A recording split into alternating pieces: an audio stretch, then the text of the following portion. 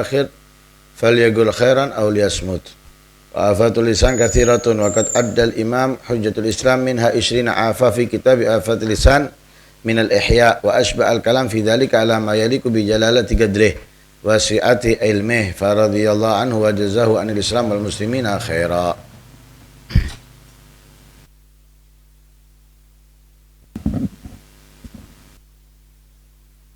Menjaga hati dan anggota badan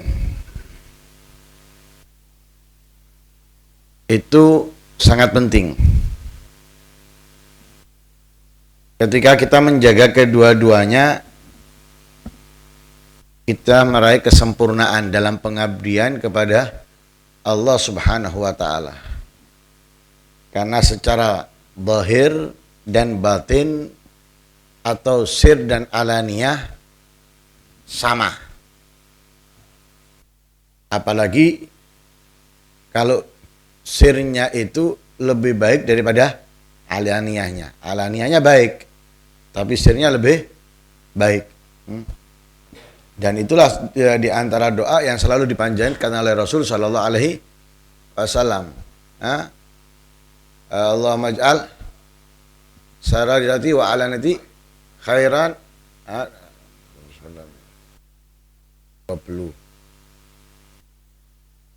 Ya, akhirnya baru Rasulullah mengatakan waj'al sarirati khairan min ala niyati. Ya. Di akhir doa itu Nabi memohon kepada Allah untuk dijadikan sarirahnya lebih baik daripada alaniyahnya. Nah, karena itu menjadi kewajiban dan tugas paling penting untuk seorang mukmin memerhatikan anggota badannya yang zahir, mata, lisan, telinga, tangan, kaki, perut, dan kemaluan. Dan juga memerhatikan anggota badan yang batin, yaitu hati.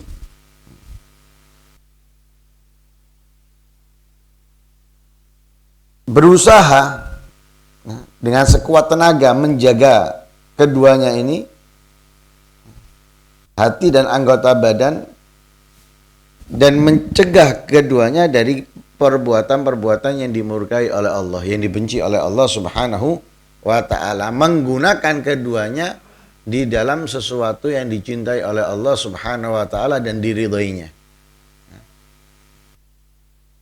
Karena itu Allah tegaskan dalam ayat Al-Quran, inna sam'a wal basara wal fu'ada kullu ulaika kana anhu mas'ula. Keduanya ini, hati dan anggota badan, itu di antara paling besarnya kenikmatan Allah yang Allah berikan kepada hambanya. Maka ketika hamba tadi itu menggunakan anggota badannya dan hatinya di dalam kebaikan ketaatan, berarti dia telah mensyukuri nikmat.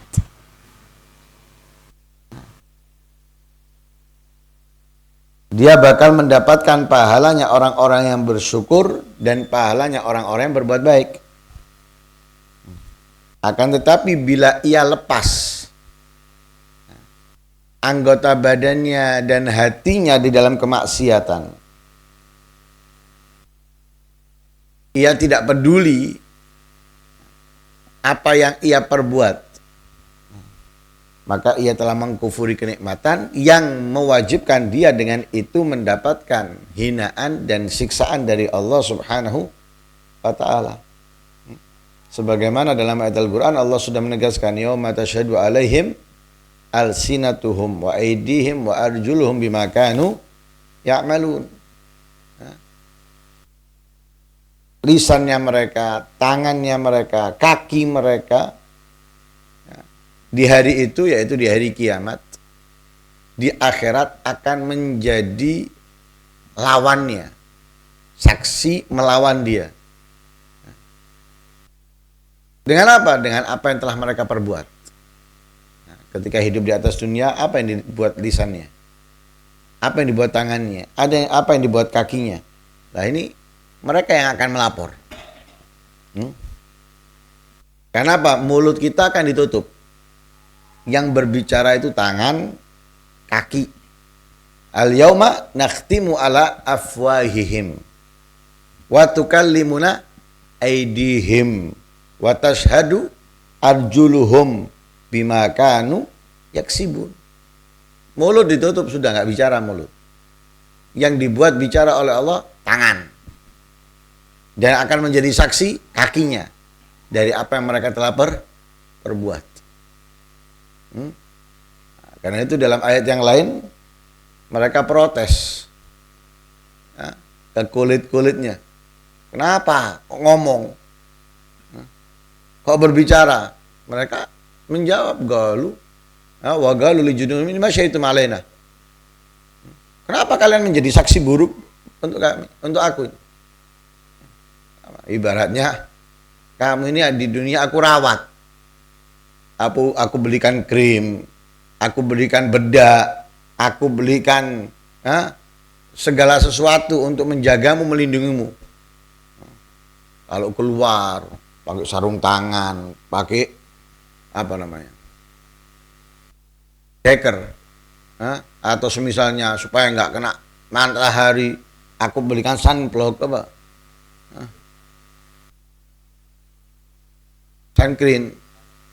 Sunscreen dan sebagainya, agar tetap mulus dan yang lain sebagainya. Tapi nanti kulit-kulit ini ngomong, melakukan ini, melakukan itu, protes, lima syaitum alaina. Kulit-kulit akan ngomong, antaqanallahu allazi antaqa kulla syai'. Yang membuat kita bicara adalah Allah. Yang maha mampu membuat segala sesuatu berbicara. Karena itu, jaga hati, jaga anggota badan. Lah, di sini dibahas pertama anggota badan. Kalau hati nanti pembahasannya. Anggota badan. Mata. Ya, telinga. Lisan. Dan yang lain sebagainya. Walhasil pada intinya mata gunakan untuk melihat ciptaannya Allah. Tujuannya agar dapat menambahkan keyakinan kita kepada Allah dan ma'rifah kita kepadanya. Itu tujuannya. Jangan mata kita pakai untuk tertarik dengan keindahan dunia. Bukan yang haram ini. Tertarik dengan keindahan dunia, kemewahan dunia, kemegahan dunia. Rumah yang megah, kendaraan yang mewah, motor, elektronik, dan semisalnya. Jangan kita membuat mandang itu, kagum dengan itu. Apik, bagus. Nah, itu membuat kita tertarik dengan dunia, yang akhirnya malas kita menjalankan ibadah ketaatan. Apalagi kalau kita gunakan mata kita untuk yang diharamkan. Kalau kepada dunia aja jangan.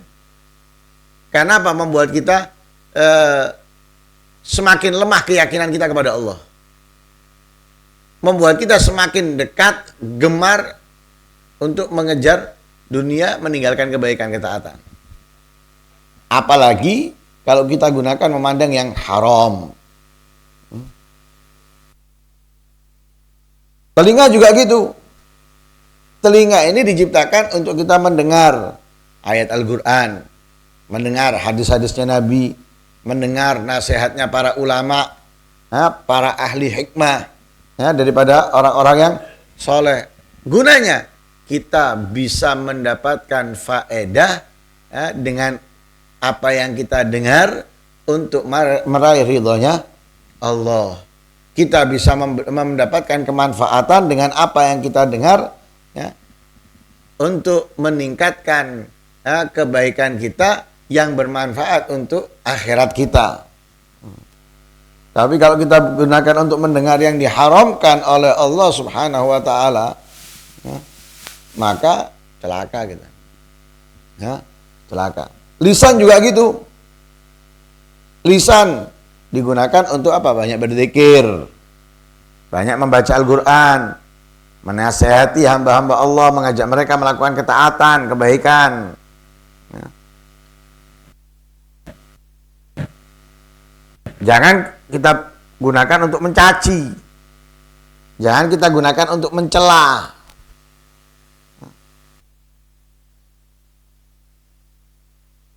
Walaupun orangnya patut dicela, dicaci.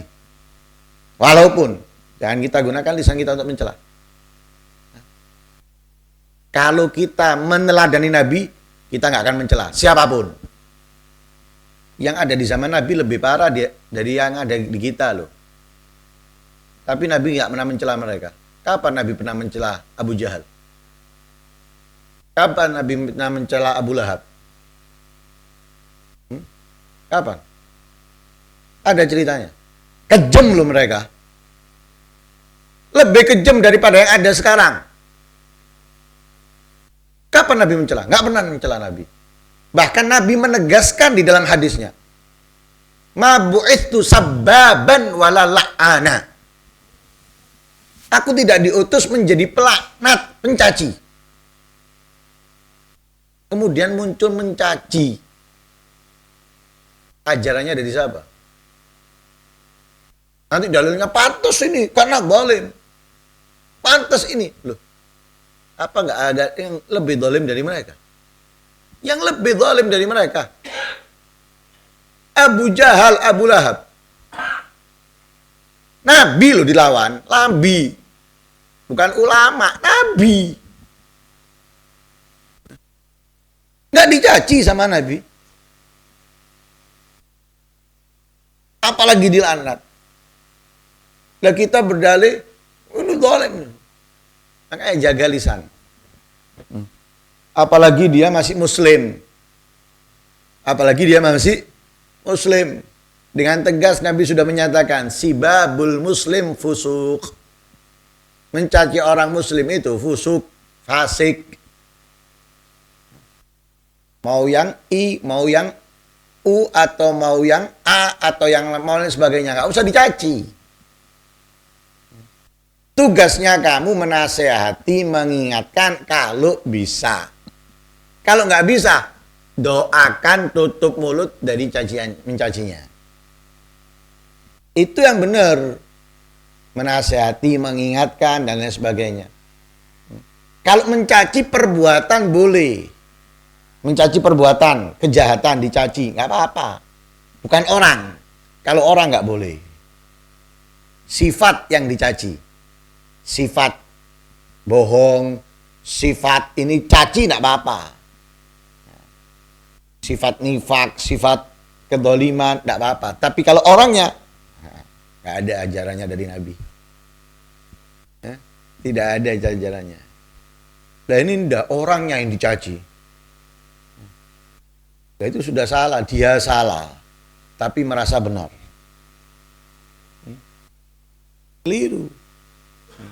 Jadi nggak perlu nyanci orangnya. Tapi sifatnya yang dicaci. Boleh. Karena apa? Di dalam Al-Quran dicaci sama Allah. Sifat-sifat buruk itu. Dicela sama Allah. Sifat-sifat buruk itu. Tapi bukan orangnya. Hah?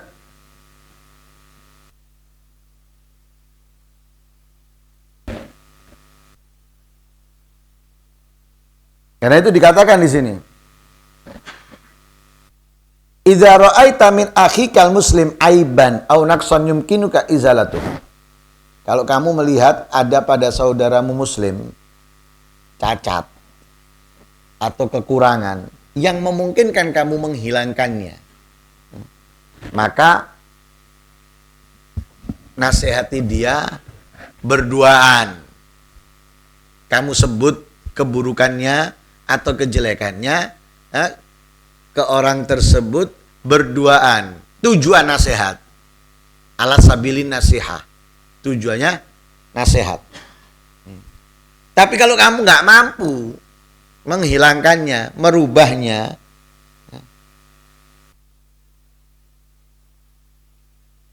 atau dia sudah diingatkan tapi nggak berubah, itu berarti kekurangan bukan ada pada orang itu, kekurangan daripada kamu.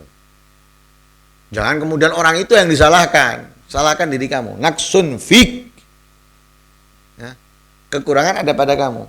Maka jangan kamu gabungkan, ya, kepadanya kekurangan itu, ya, dari kekurangan yang ada. Dengan apa? Cara membongkar aibnya. Atau kamu ceritakan aibnya kepada orang lain.